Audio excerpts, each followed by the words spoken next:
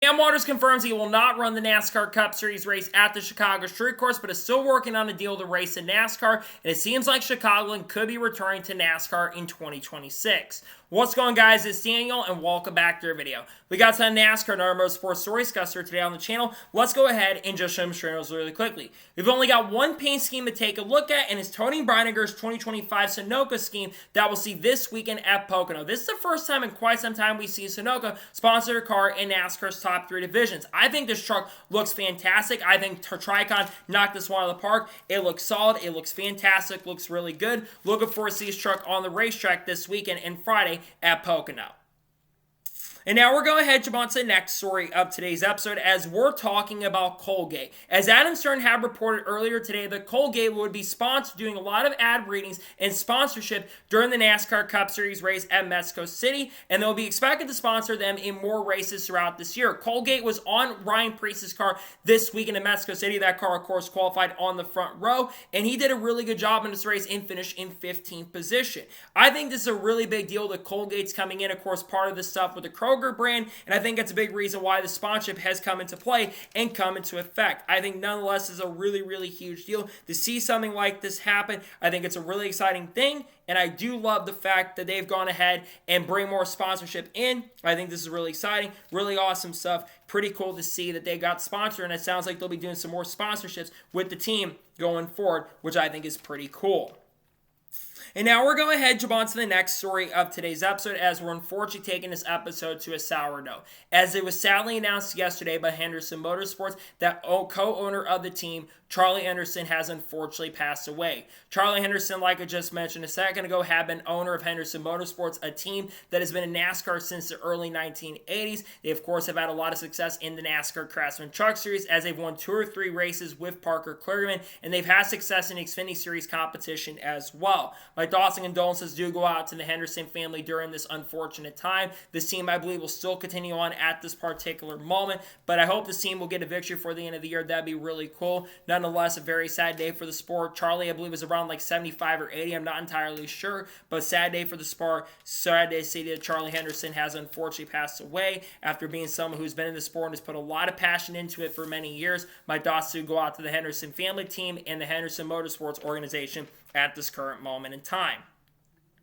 And now we're going to head on to the next story of today's episode as we're talking about the photo. Now, if you were on Twitter, you probably saw this from Jeff Gluck, but NASCAR actually took a photo before the guys got into the car at Mexico City. Obviously, of course, it was a very historic event as this was the first international NASCAR Cup Series points race since 1958 and the first NASCAR Cup race that is either points or non-points outside of the United States since 1998 when they raced at Twin Ring Motegi. This is a very historic event. We're going to talk about the future of Mexico City in just a short little bit, but I think this photo is really cool. They've done some of these over the years when they have a new big event or bring back a track like North Wilkes, for example. They have done some of these really cool photos that many of you have seen, and I got to say, this is a really huge deal how big of an event this was, and I think a lot of people were excited about it, and I hope we do go back to Mexico City in the future. But I think it was a cool photo for sure, and I think it's pretty exciting to see that we got to see an international race today, and I think that the photo they chose for it was really awesome in my honest opinion. And now we're going to head on to the next story of today's episode as we're talking about the Canadian Grand Prix. Before the NASCAR Cup Series race took place at Mexico City, you also had the Canadian Grand Prix going on. Now, this race had a little bit of chaos in it. George Russell, of course, won the pole. He would put up a pretty dominant clinic. Max Verstappen actually put a really good challenge early in this race, but he lost a lot of ground as the race progressed and went on. Meanwhile, there would be some contact near the end of the race between Lando Norris and Oscar Piastri, both were battling for 4th or 5th position. It's one of the few weeks where the McLarens just haven't had the pace and speed to contend, and George Russell had a pretty big lead over Max Verstappen, and George would come out the final corner in this event and pick up his first Formula One victory of 2025. Now, Red Bull tried to protest the win, but they were denied that protest at the end of the event. Congratulations, George Russell, on picking up his first F1 win of the season. I think that's his 4th or 5th career Formula One win as well. He's not someone that's going to go out there and contend for championships for you, but he'll sometimes, every single year, get a chance and opportunity to go to victory lane. Once again, major win for George Russell to get that win at the Canadian GP. This is a really big win for this team. To see him go out and do it, I think is really incredible. Congratulations to him on winning his first F1 race of 2025 and the first win for Mercedes in the Formula One year and season. And now we're going ahead, Jump, to the next story of today's episode as we're talking about the 24 Hours of Le Mans. Now, going on throughout this week, many of you have been seeing the post, but this weekend, of course, was the 24 Hours of Le Mans. And this race would be dominated by one manufacturer, and that was Ferrari. Ferrari and the AF Course team, which doesn't have full association with factory programs with the main AF Course team that, of course, associated with the Ferrari programs. The AF Course number 83 car dominated the event. The Porsche Penske car showed some really good speed. They dominated portions of this race as well. But the number 83 Ferrari car that had about a 15-second lead on the white flag of the event, they would come out the final corner of this race and would be able to come across the line and win the Le Mans 24 Hours. The number 83 car would go to victory lane. This is a very significant win for one big reason. Robert Kubica was the driver. For those who don't remember, Robert Kubica, I believe, won the Canadian Grand Prix back in 2008 and tried to resurge in Formula One many years ago, but unfortunately, he didn't get a chance to really get that opportunity after, I think, making some starts in 2017 and 2018. So this is a major, major win for Robert Kubica in particular, and a big win for Ferrari. I believe this is now the third year in a row that the Ferraris have been able to go to victory lane. There's some controversy over the win last year, so to see Ferrari go back and win is really incredible. I think it's a major deal to see them get that win. Congratulations to AF Course on picking up an awesome win and a great victory. It's a well-earned win. They put together a great performance. They put the cars they needed out there to perform, and they dominated the race. Yes, the Cadillacs looked good early, but I believe both Whelen Engineering cars fell out of the race, and a lot of the Cadillacs had issues in the event. So congratulations once again, though, to the number 83 team on picking up the win and picking up the victory. A well-earned win for the team. And now we're going ahead, jump on to the next story of today's episode as we're talking about the Las Vegas Grand Prix. As it was confirmed on Saturday morning that the Las Vegas Grand Prix has officially announced a contract extension with the city of Las Vegas and has been expanded through 2027. Their initial contract, I believe, had only gone through the 2025 year, so this technically was the final year of the contract for the Las Vegas Grand Prix. But now it's been expanded for 2 years. Now, technically, I believe they could have the contract go as far as 2031 or 2032, I'm pretty sure, but because they kind of want to play a little bit slowly as time goes on, they want to take a little bit more time to try to get this event through. I think the Las Vegas Grand Prix, say what you want to say, I know it's been a hassle for the people in the Las Vegas area, but I think this event has been a major, major success and a big win for the sport in general of Formula One. One of my favorite events every single year when it comes to the Formula One calendar. So this didn't shock or surprise me to see it get it extended. I think it's one of the best races. They do a great job of promotion. Yes, they got to try to make it better for people living in the Vegas area because it definitely can be a hassle. But when it comes to the racetrack, I think it actually can put on a solid and a really, really good racing product itself. So I think it was a fun event the last couple of years. I think it will be a great event in 2025. I think the competition is going to be high. I wasn't shocked to see this in any way, shape, or form, but great to see that it will be coming back next year. I think it's a well-earned event to make a comeback in return. Glad to see we'll be back on the schedule once again in 2025 and also for the next couple years as well. And now we're going ahead, jump on to the next story of today's episode as we're talking about the ARCA race in Berlin. Now, right as the NASCAR Xfinity Series race was concluding from Mexico, the ARCA race from Berlin Raceway in Michigan was beginning. Now, a lot of us probably thought that Max Drees in the number 18 car, how dominant that 18 car has been in ARCA over the course of the last couple years. We all thought in his first start he was going to get in that car and go to victory lane. Not so fast, because Trayton Lapsevich, the guy who won the NASCAR Canada Championship, I believe in 2023 or 2022, he got behind the wheel of that number 70 Nitro car, took over this week for Thad Moffin, who is no longer with the program.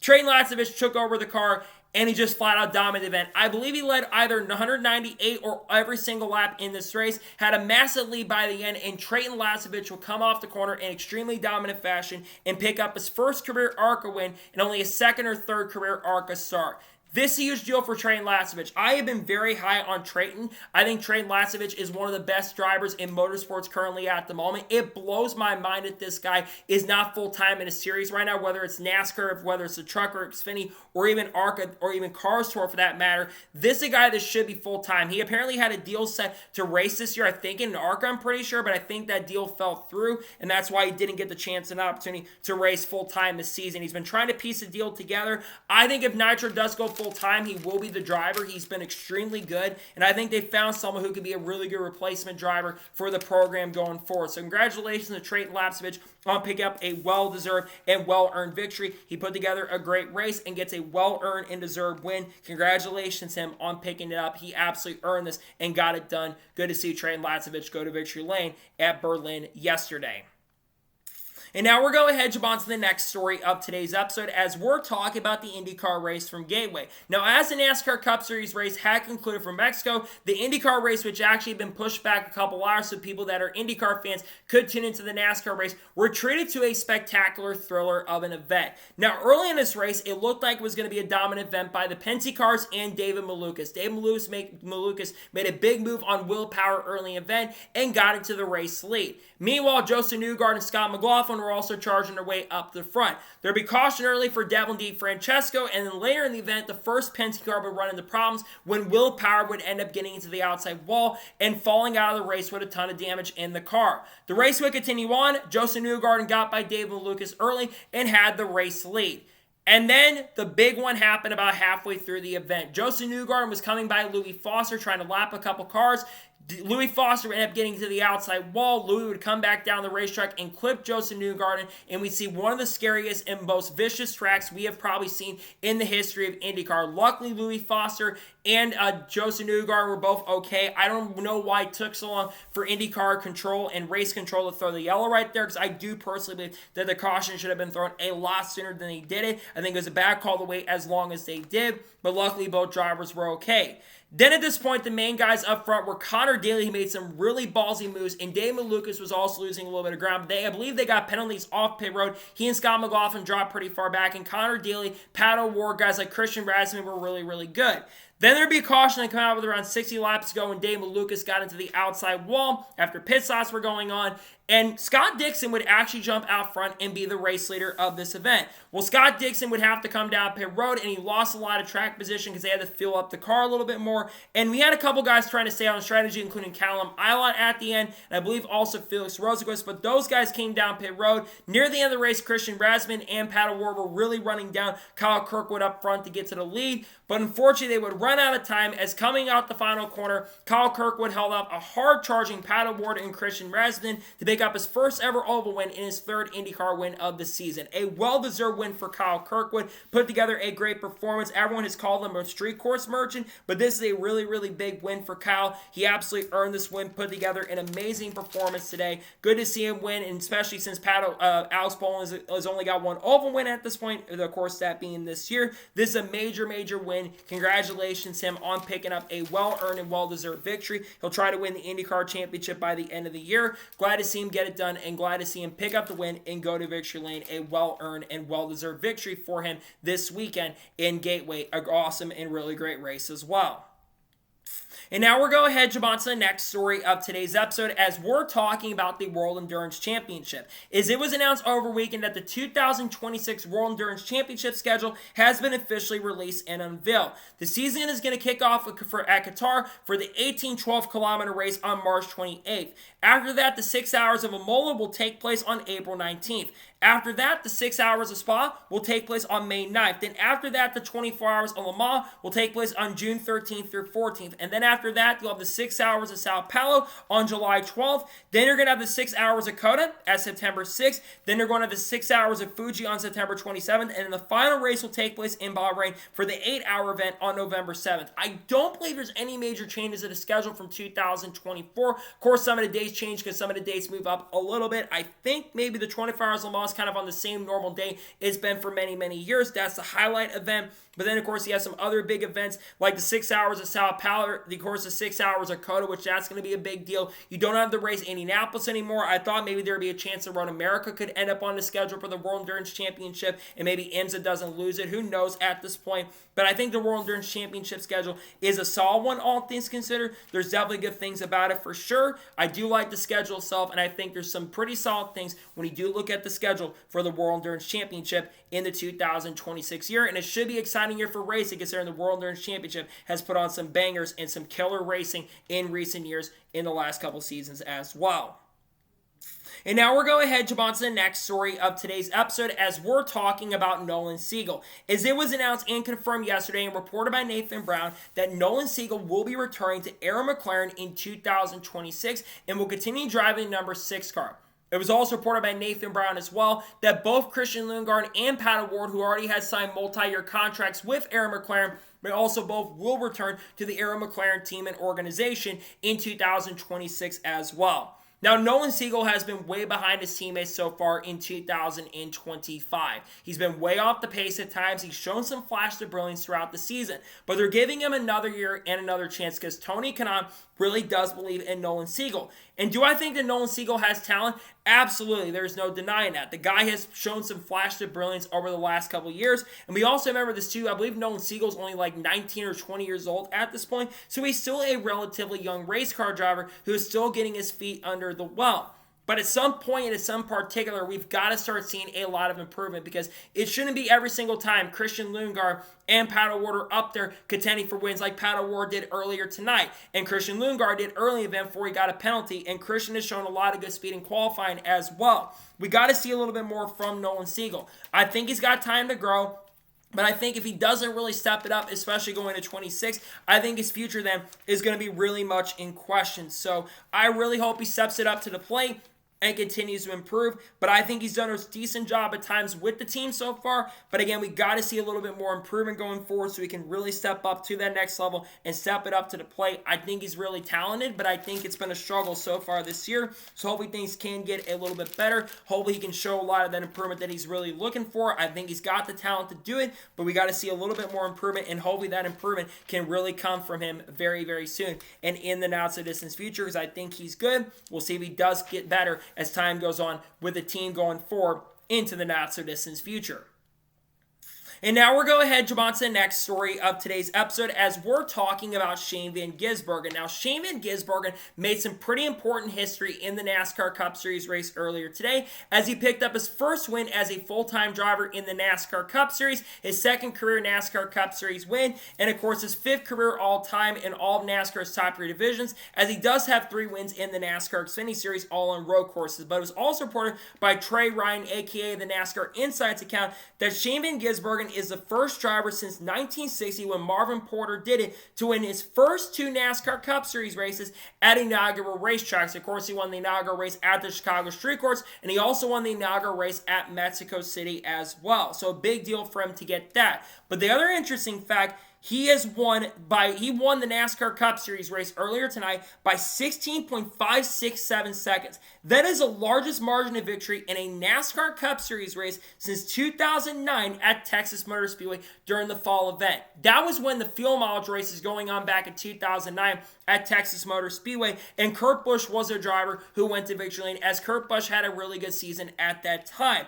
Shane Van Gisbergen put an absolute dominant performance today and put an historical performance in there. In the early portion of the race, Shane Van Gisbergen did struggle a little bit, but they made that car a lot better, and he continued to get a lot better as time went on throughout this event. And I think it just shows how much he's improved as a race car driver. We know that he hasn't been as good on the ovals. I think we all know that. But his road course prowess, there's no denying that. He is a fantastic road course racer, and I think he's done an unbelievable and a really good job so far this year at this particular point, getting better at these types of tracks like these road courses. And I think he continues to do some great things in that car, and I think he's done a phenomenal job so far up to this point at the road courses. He could have won COTA, and I don't think this is going to be the last time we're going to see that car in victory lane. So nonetheless, really good win. Congratulations to him on picking up the win. Proud to see SVG go to victory lane. A well-earned and well-deserved win for Shane Van Gisbergen in the NASCAR Cup Series.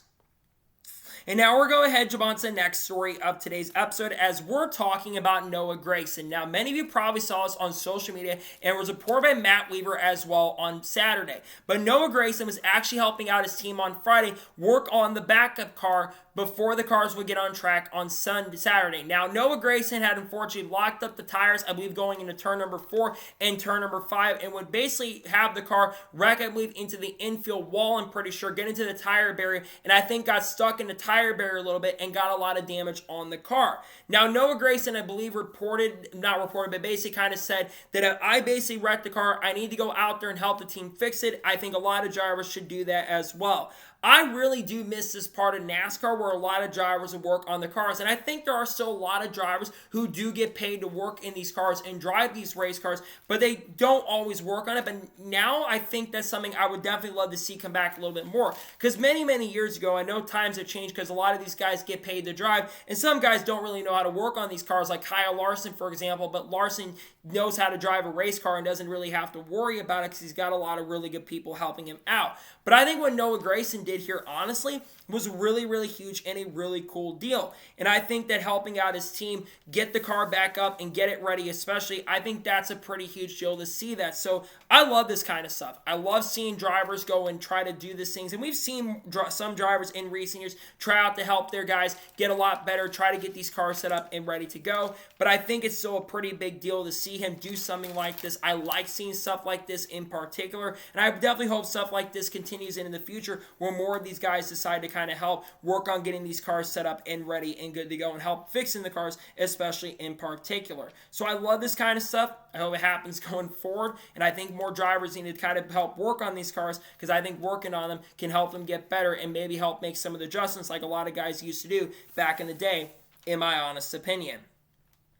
And now we're going ahead, jump on to the next story of today's episode as we're talking about Ty Gibbs and Connor Zilich. Now, if you watched the NASCAR Xfinity Series race yesterday from Mexico City, you saw the late race restart that happened around 20 laps ago in the event between Ty Gibbs and Connor Zilich. So going down the long front straightaway, Ty Gibbs is on the outside getting pushed by Nolan Suarez, while Connor Zilich was getting pushed by William Walsh. Now, I was a little surprised that Connor Zilich didn't get pushed by his teammate Daniel Suarez right there, and a little surprised that Walsh did not line up by Ty Gibbs, but that's neither here or there. Now, going into turn number 1, Connor Zilich would lose a little bit of ground. He was sent into the corner going to 1, but unfortunately hit the curb. This would cause a major chain reaction that had a lot of guys end up getting collected, including Carson Hocevar, as Ty had a flat tire. I believe Ryan Siegel got collected in the wreck, and a lot of other guys end up getting collected in the wreck and incident, and this caused a major chain reaction. Now, Ty Gibbs able to recover the finish inside the top 20. Carson Hocevar did not get the best finish in the field, and then, of course, Connor Zilich was able to recover and get a top 5 finish. Now, both talked about what happened there.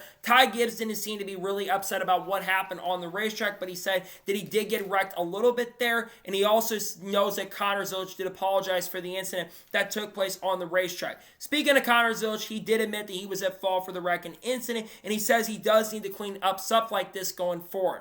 Look, I am a major fan of Connor Zilich. I think Connor Zilich is a very talented race car driver, but he has definitely made some over-aggressive mistakes at times. But we got to remember one thing about Connor, and I'm not trying to make full excuses on this, but Connor Zilich is only 18 years old and won't turn 19 until the end of this month. A lot of young drivers have made mistakes like this on the racetrack. I think about Kyle Busch, for example, who turned out to be one of the best drivers in NASCAR Cup Series history. You think about Kyle Larson. There's still that aggressive side of Kyle Larson where he makes some over-aggressive mistakes. I think as Connor gets older and the mentorship with him gets a lot better, I think you're going to continue seeing him improve on that front. And I think Connor is so mature over his years that I think mistakes like this don't make him mad and angry. I know he got frustrated with Ty Gibbs after what had happened early on lap number 2 of the event, which I think he had every right to be frustrated about that because I think that Connor Zilich got forced off the track early by Ty. But I think what happened on the final restart, there's no questioning it. That was Connor Zilich's fault, unfortunately, for the big wreck and incident that happened there. But for Connor Zilich, I think he'll get better. He kind of threw this race away, unfortunately, which is really unfortunate. So I think he had a great chance and opportunity to get the win. But I think as time progresses and goes on and he gets better at these types of tracks, because she's already really good at them, by the way. But I think for him, he just made a mistake. He'll learn from it. He'll clean it up. And I think it will get better as a driver, which is something he needs to continue doing. I think he definitely will continue to improve as a driver in the sport as he gets more experience. He made a mistake and he owned up to it, which is the most important thing. And now we're going ahead and jump on to the next story of today's episode as we're talking about Chase Elliott. Now, Chase Elliott was getting asked questions about Amazon Prime's coverage so far in 2025, and Chase Elliott actually went on the stage and he actually praised Amazon Prime's coverage so far in 2025. He has been said that a lot of friends that he associates with had told him about the coverage that they have seen so far this year, and they have been very high on how good the coverage has been with Amazon Prime so far.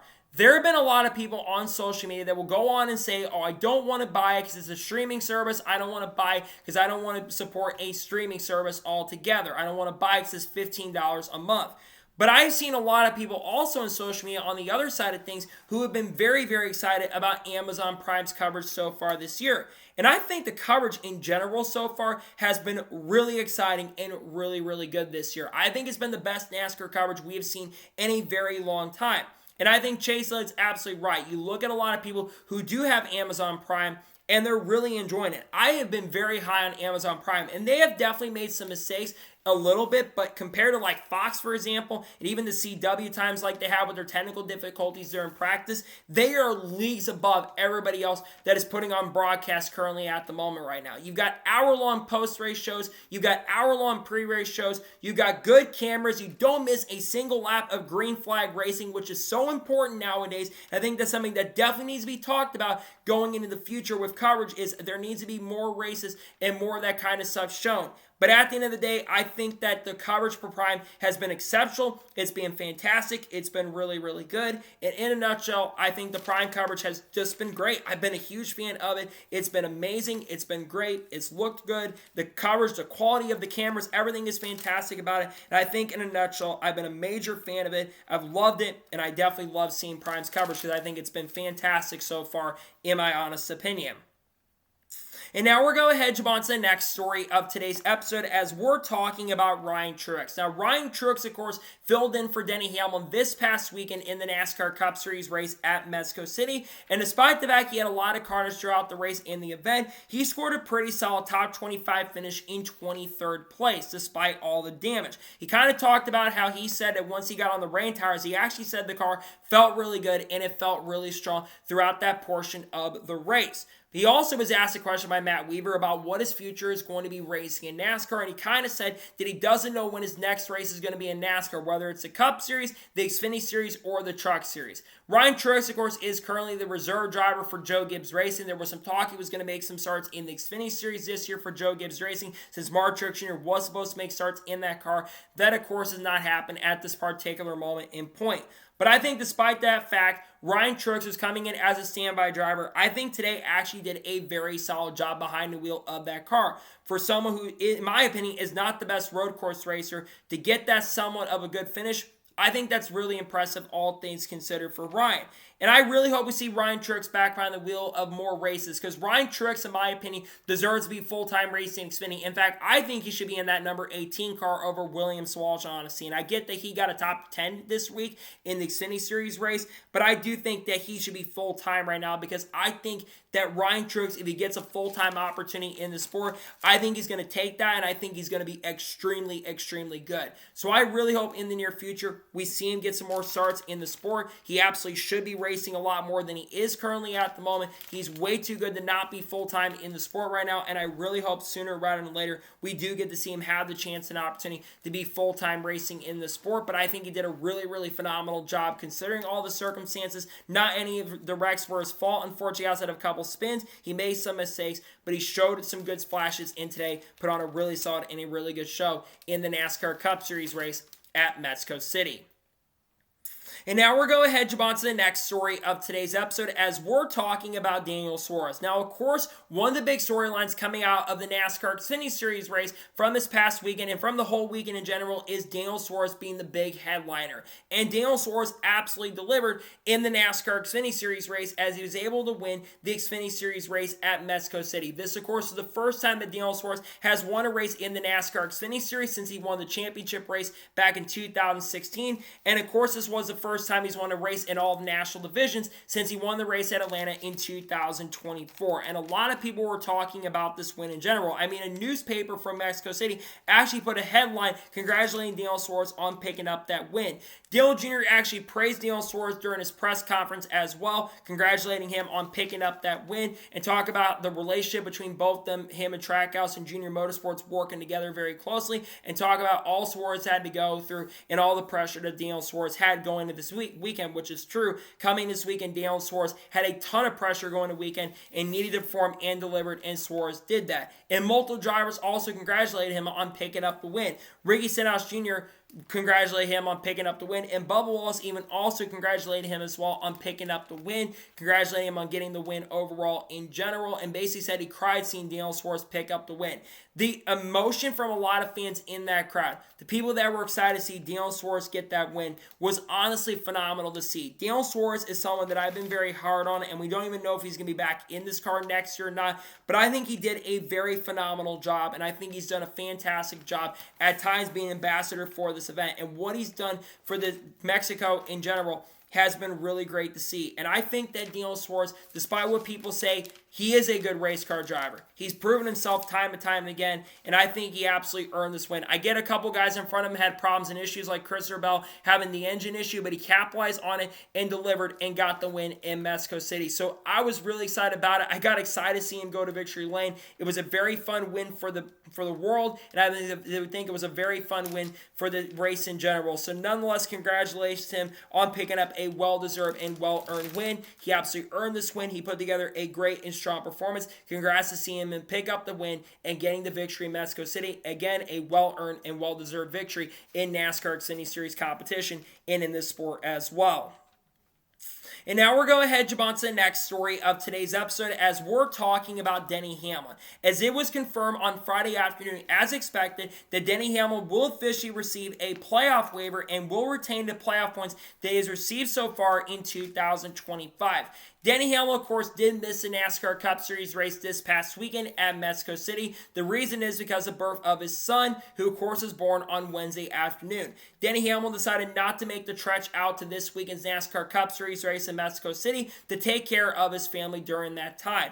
I think Denny Hamlin there absolutely made the right decision, by the way. And as expected, NASCAR within a day or so granted Denny Hamlin a playoff waiver. Now, I saw some people talking about the fact that basically Denny Hamlin, some thought, why did it only take 1 day for Denny Hamlin to get a waiver, while it took Kyle Larson nearly a week to get that playoff waiver? Well, the biggest difference is because Kyle Larson, in a sense, skipped the race, even though Kyle Larson was actually going to drive the wheel behind the wheel of that race car during the Coca-Cola 600. Unfortunately, Kyle Larson did miss, and NASCAR had to change a waiver rule because of that. Because for Denny Hamlin, it is one of those things that's actually in the waiver policy and the rules. Birth of a child actually counts as a medical reason to go ahead and miss. And if Denny Hamlin had not received a playoff waiver, there would have been a massive uproar in the garage. I think especially considering the lawsuit going on between Denny Hamlin, 2011 Front Row, and NASCAR currently at the moment, it would have been a terrible optics lift for NASCAR if they did not grant Denny Hamlin the playoff waiver. That is a major reason why they had to grant Denny Hamlin a playoff waiver,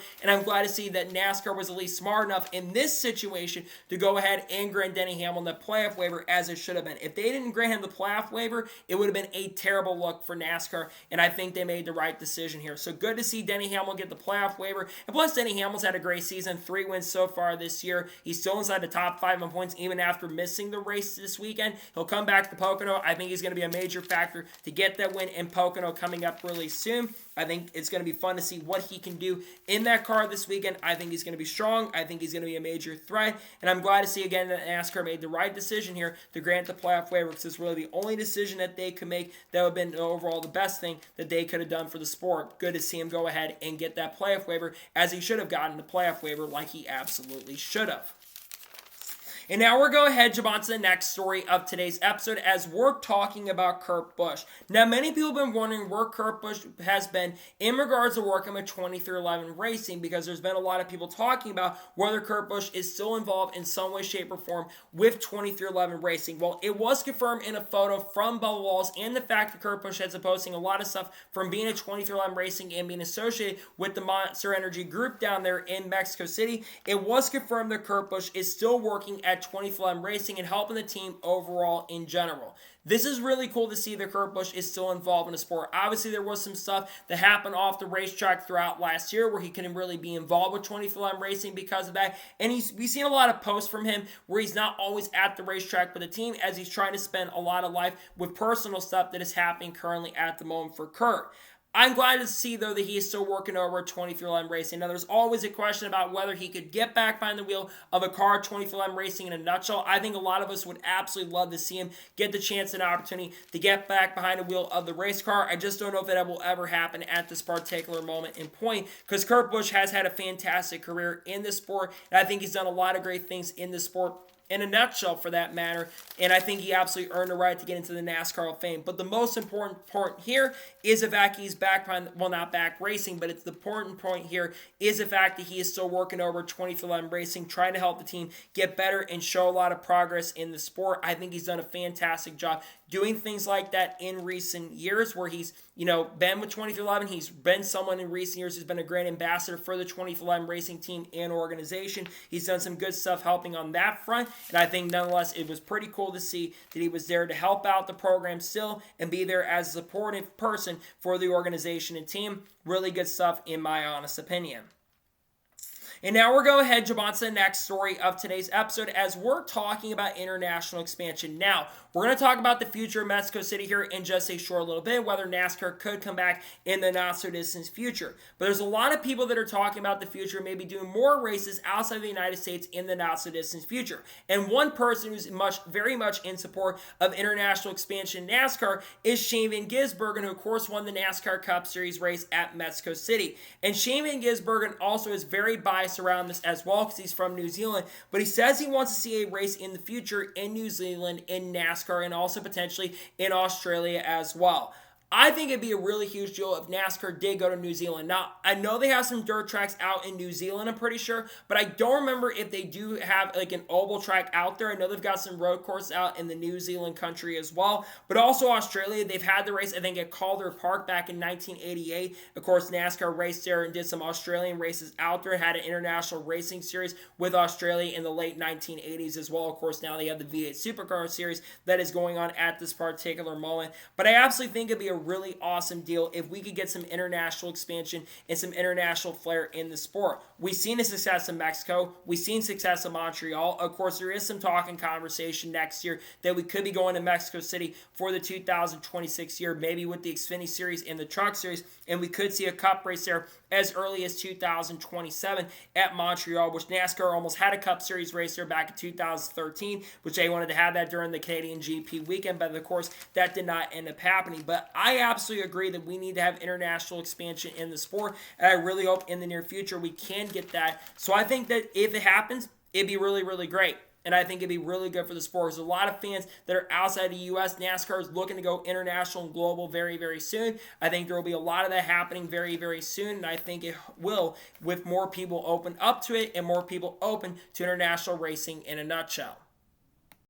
And now we're going to jump on to the next story of today's episode as we're talking about Dana White. Now, many of you have probably seen the most recent Ram commercials that have been surfacing over the last couple days. But one person's voice that you probably have heard is Dana White's. And it was reported by Adam Stern earlier this week, I believe earlier today as well, that Dana White could be getting involved with the new Ram truck team that could be coming in 2026. Now, what team could Dana White be getting involved in? Well, it could be a new factory truck series team that is going to be coming in next year. There's been a lot of speculation and a lot of rumors as of late that Cletus Farm might be returning or actually joining the NASCAR Craftsman Truck Series in 2026. And one of the rumors is that one of the teams that could be coming in to the Truck Series is going to be associated with influencers. And Dana White, of course, does have a lot of influence in the game as well. And Cletus Farm also being a big YouTuber, but also being a racer as well. He's been the name that's been heavily associated with this program and team for the 2026 season, but at least maybe on a part-time stint. Now, Cletus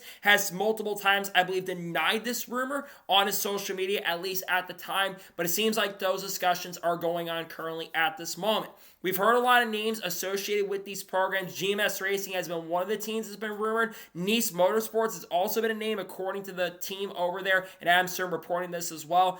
We've heard Nice's name mentioned as a possibility, and Rhett Jones Racing, another team that does have association with ARCA but doesn't have much association with trucks, they're rumored to be moving up to the NASCAR Craftsman Truck Series with Cletus McFarland.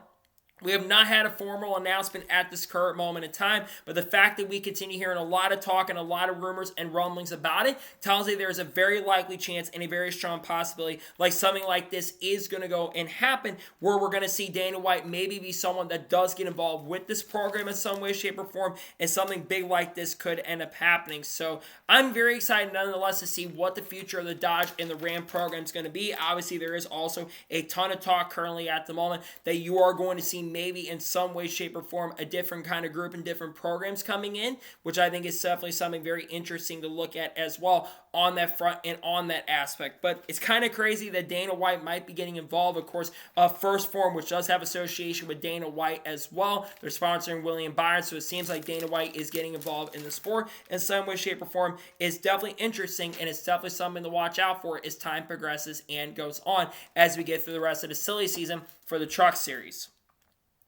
And now we're going to head on to the next story of today's episode as we're talking about 2311 Racing. Now, many of you probably saw us on social media on Friday, but 2311 Racing looks like is teasing a pretty major announcement that is going to be announced sometime in the next week or so on June 20th. Now, what could this announcement be? Well, it seems like it has some association to do with Indianapolis or IndyCar. Now, originally some had thought it would be associated with maybe IndyCar perhaps, but I don't think that is actually going to be the case, and here is why. This seems like this is an announcement associated more with Indianapolis Motor Speedway than anything else at this particular moment, more than basically being something associated with IndyCars. Also, because of the situation with the lawsuit right now, I don't think you see 2311 Racing trying to form an IndyCar program at this particular moment in point.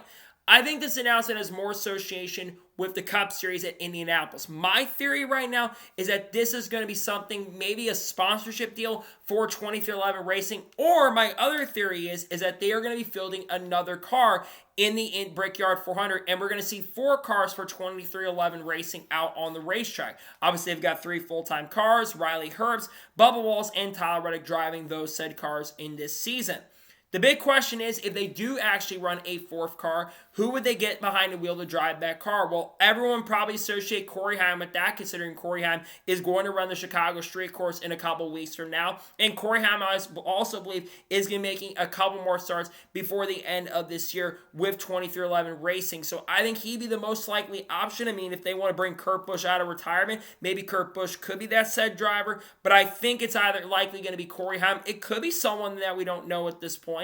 It could be someone very surprising. It could be someone in the Toyota program, like a Taylor Gray, perhaps. It could be like a baby Carl Edwards, who knows. But I think that for 2311, it's going to be interesting who they choose for this car. Is it going to be a former retired driver? Is it going to be someone who's had success in NASCAR in the past? Is it going to be someone who's new and fresh on the map? My theory right now is it's likely Corey Heim, or it will likely be a sponsorship deal. I don't think it's going to be someone that we're thinking of at this point. I think it will be someone more likely like Corey Heim at this point. Who knows at this particular moment of point on what's going to happen there. But nonetheless, I think it's going to be interesting to see what happens on who ends up getting in this car. If they do run a 3rd car at this point, it sounds like it could be someone getting in a 3rd car. We'll have to kind of wait and see what happens. If they do decide to go ahead and bring a 3rd car out for that event, we'll see what ends up happening for the events going forward.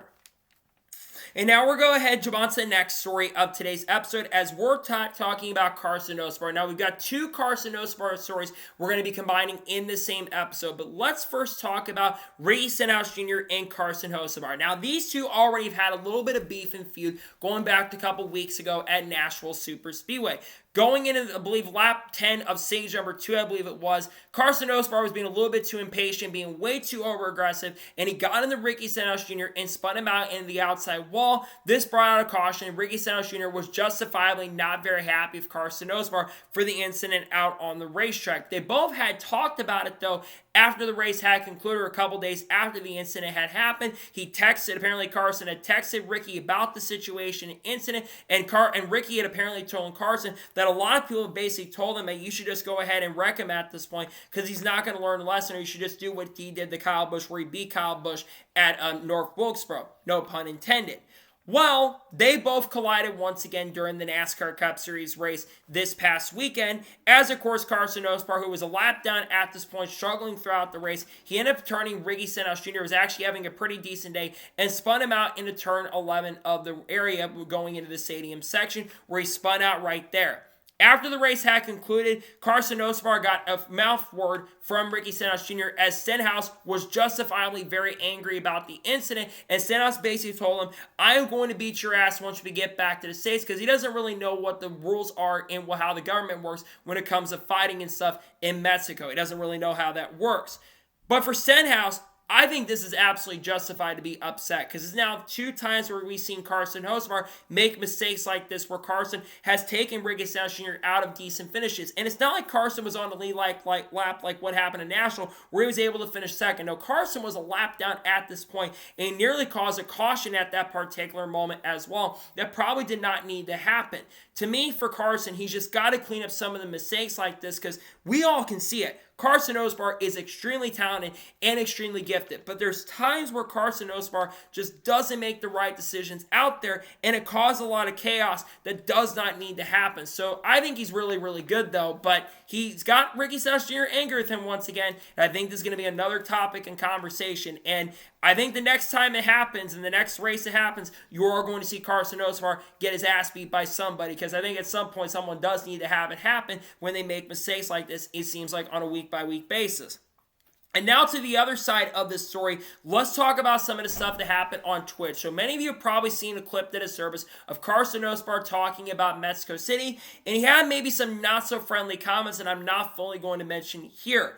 But Carson actually tonight, along with talking about the incident that happened and him not racing really good in Mexico City, he did address some comments from the stream that he had, which we'll talk more about that stream on the positive side really soon here. But he talked about those comments. He basically said, I need to learn better and I need to do a lot better. I apologize for some of the comments I said.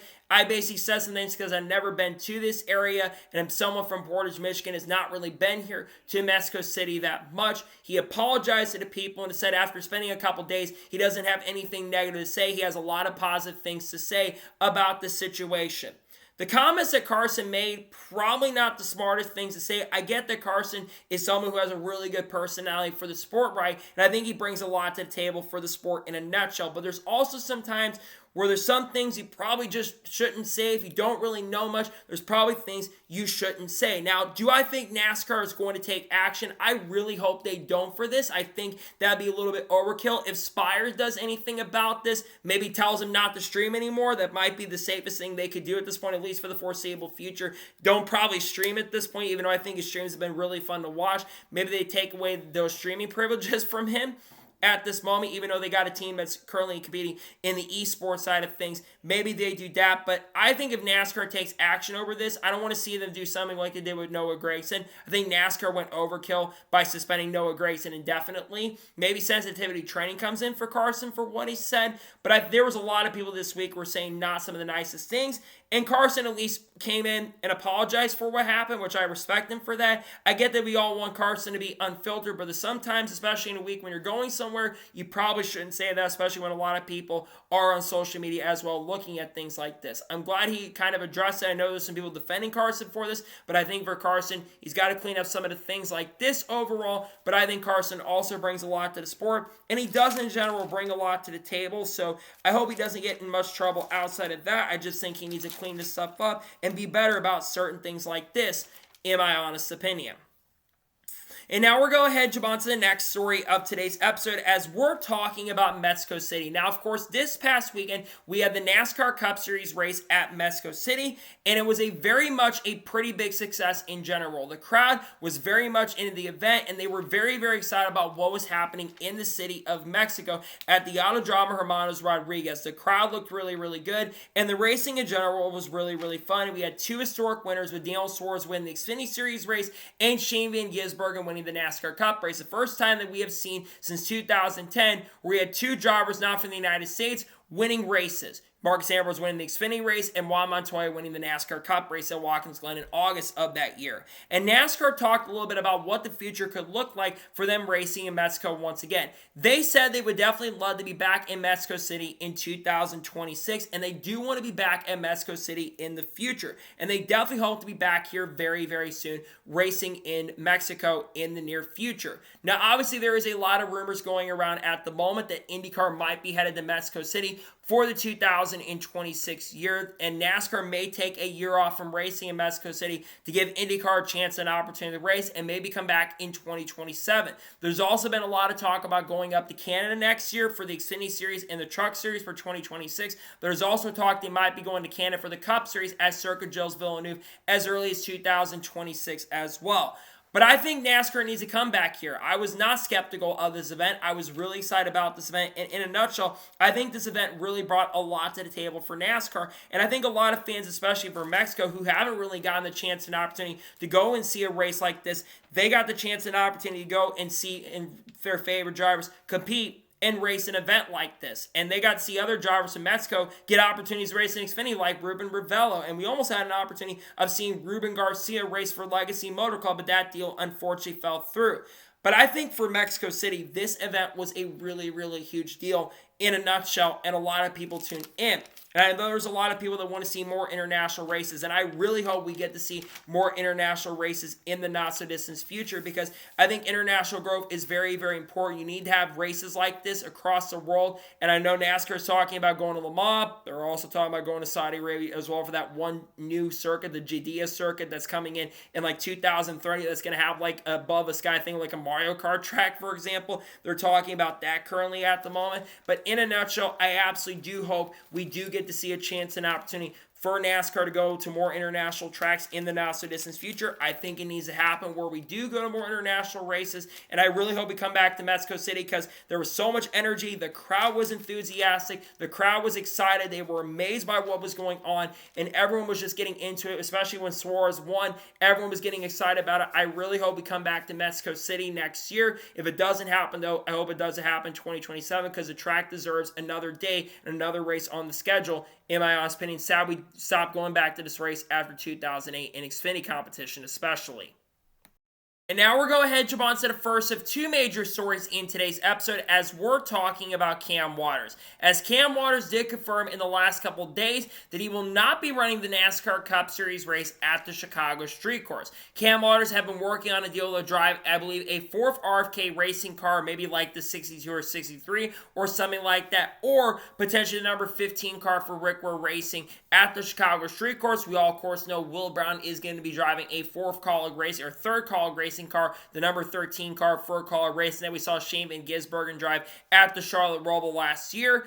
And of course, there's a lot of talk to Brock Feeney maybe try to make some starts in NASCAR 2025, though that deal's still not been finalized at this point. However, Cam Waters did confirm that he's still working on a deal to try to race in NASCAR in 2025 at some point. Cam Waters made a couple starts in the NASCAR Craftsman Truck Series last year, I believe driving for Thor Sport Racing. Made a start in Martinsville where I think he got involved in a couple incidents and fell out of the race, and also made a start at Kansas where I think he finished the race altogether and finished around 20th to 22nd in that event. We've been seeing a lot more drivers in the international world, in the international field, come over and race, and a lot of drivers in the supercar world in particular as well. And a big reason for that is because Shane Van Gisbergen is a massive reason. Shane Van Gisbergen, of course, is one of the most successful drivers for international drivers we ever seen. He's definitely up there for sure because he's got 5 wins altogether, 3 in Xfinity and 2 in Cup currently at this moment, and probably going to have more for the end of the year with how good of a road course racer he is. We've seen Cam Waters also come over and make some starts in NASCAR as well, and we've seen other drivers like Brody Kosecki make a one-off start at Indianapolis on the road course track back in 2023, and we've also seen other drivers that are interested. I mean, we got Jack Perkins coming over and driving a Joe Gibbs racing car at Portland at the end of this year. And you've got other drivers that express interest. You've got people, of course, like Jamie Whincup, I think, is someone who kind of mentioned that he regretted not coming over and racing in NASCAR. And I think that we're going to see more of the supercar guys come in and do this. And Cam Waters is one of those guys. He's got a major association with Tickford Racing, which is one of the top 4 teams currently in supercars. And it seems like he's been interested in making a deal in the sport. We also know Will Brown, of course, is really interested in making this a major deal and going full-time in NASCAR in the future. He's got major aspirations to do that, which with Will Brown, unlike Shane Van Gisbergen, who is in his mid to upper 30s currently at the moment, you got Will Brown, who's only about a couple years older than me at this point. I think he's like 27 or 28 at this moment. So Will Brown's got plenty of time if he wants to make it a full-time opportunity in the sport. But going back to Cam Waters and talking about him real quick, I think it will happen in the future. You see him make some more starts in the sport because Cam Waters is someone who wants to do this. He wants to have a potential career racing in NASCAR in a nutshell, maybe. And he's only, like 30 or 31 or in his upper 20s currently at the moment, kind of like around the age Will Brown is. So if he wanted to go and race full-time in NASCAR in a nutshell, I absolutely think he could. I think he really could do it if he wanted to. And I hope it does happen for Cam. But I hope we also get to see him race some other starts. There's some other road courses on the schedule. The problem is you've got some of the supercar races that are coming up really soon where that schedule is going to become really busy as we get later in the year, where I think it's going to be a lot tougher for someone like Cam Waters to come over and race in NASCAR, at least on a full-time stint, or make a couple starts with RFK. But if Sonoma became available, I think that would be a race to look at. And I look at some other races as well. But Cam, of course, his main focus is to try to win the championship currently at the moment and get that supercar championship. And I think he's got a good chance to do that this year of how strong he's been throughout the year, though Will Brown's look really good and Brock Feeney is looking really good currently at the moment as well. Nonetheless, it's really interesting that Cam will not be racing at Chicago, unfortunately, right now, but I think there's definitely some major interest around him, maybe making some starts. I think you will see him make a start in NASCAR in the future. We'll see if it does happen. We'll see if he does get the chance and opportunity to race in NASCAR in the not-so-distant future, as I think it'd be really good for the sport and cool for the sport if it definitely did end up happening for sure. We'll see if it does get the start in NASCAR soon, and we'll see if that deal does come through. And now we're going to head jump on to the final major story of today's episode as we're talking about Chicagoland Speedway. Now, obviously, there has been a lot of talk and a lot of conversations surrounding Chicagoland Speedway, and the future of the racetrack may be coming back on the NASCAR schedule as early as next year. A big reason for that is because this is the final year of the contract with the Chicago Street Course, which, of course, they had a contract for 3 years. There is the option to expand that schedule for a couple extra years, but many people in the industry are expecting that this likely will be the final year for the Chicago Street Course, and a lot of people in the Chicago area do not want the Chicago Street Course to come back. So there's a lot of expectations that this track will not come back. Now, there's also been a lot of talk about maybe moving the street race away from Chicago and going to San Diego. But there's also some talk from what some people have said that they don't want to leave the Chicago market because NASCAR wants to be in one of the 3 major markets. You've got Los Angeles, you've got New York, and of course, you do have Chicago. Those are the 3 biggest markets when it comes to ratings. NASCAR does have some affiliation in the New York area, but it's not close to New York City. Watkins Glen's, I believe, up in the northern part of New York, I'm pretty sure, kind of like near the Buffalo area as well. So it's pretty far away from New York City. And NASCAR right now is not racing in the Los Angeles area currently at the moment. Right now, they haven't been racing there since they stopped going to the Coliseum in 2024. And now there's a lot of talk about that. So NASCAR wants to kind of stay in that Chicago market. We keep hearing rumors about Chicagoland. And Carson Hocevar on his stream recently, which I criticized some of it recently, but Carson basically talked about what that future could be. It sounds like, according to what Carson Hocevar is saying, that it sounds like we might be going back to Chicagoland in 2026. He said that on the stream. Now, we saw the video and basically said, I'm excited about it. I'm looking forward to the track coming back. Now, remember last year, Carson Hocevar did confirm that Rockingham would actually be returning to NASCAR in 2025. And look what happened. Carson was right on the dot and confirmed that it would be coming back in that stream last year. And now he's confirmed that it sounds like Chicagoland is coming back. If Chicagoland is truly coming back on the schedule, I am very, very excited about it. Chicagoland, in my opinion, is a fantastic racetrack. And as much as me being a fan of Chicago Street Course, and I love the Street Course idea, I think Chicago will put on a much better show and a much better product, because right now the type of racing that's the best for the next-gen car currently at the moment is the intermediate tracks and the bigger oval tracks as well. That's the type of racing that's really good. And I think that having a race at Chicagoland, a track that is being used, by the way, for the motocross side of stuff, and is being used, and they're updating the facility, seems like every single week, and they're looking for new people to come in and help with events at their track. They've also brought the drag strip back that's right outside of the racetrack. Tony Stewart actually got a win outside of that drag strip very, very recently. So you got to look at that as well as one reason why I think this track will very much likely be coming back next year.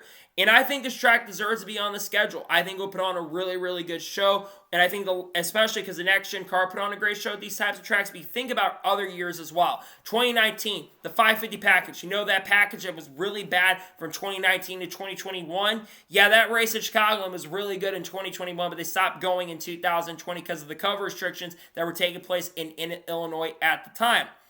I also think about 2018. The incredible slide job moment. A fantastic race all around. A lot of contenders you wouldn't have expected. Eric Almirola, Clint Boyer were really good that day. But it came down between Kyle Busch and Kyle Larson for the win. And we saw ultimate duel and a great battle at the end of the race. And Dale Jr. made his famous call that really brought NBC back to being one of the top networks.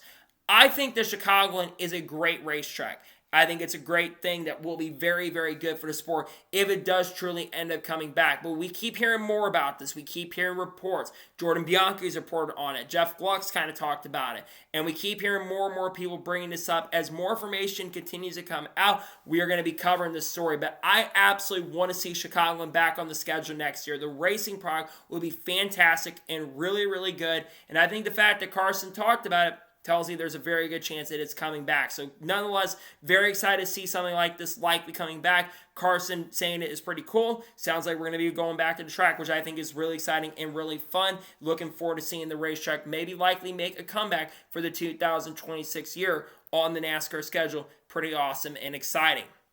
So, that is going to be today's Law NASCAR news and motorsports news episode. I want to thank you guys for watching. Please subscribe to the channel, notifications on, so notified when a video does go live on my channel. Follow me to Twitter, Facebook, and Instagram, and support me on Patreon as well. List description below that, and comment your thoughts below on today's episode. Do you think we're going to see this track return to the NASCAR schedule next year, Chicagoland? Let me know your thoughts in the comments below. And your thoughts about Cam Waters still being interested in racing in NASCAR, but likely not racing at Chicago. Let me know your thoughts in the comments below.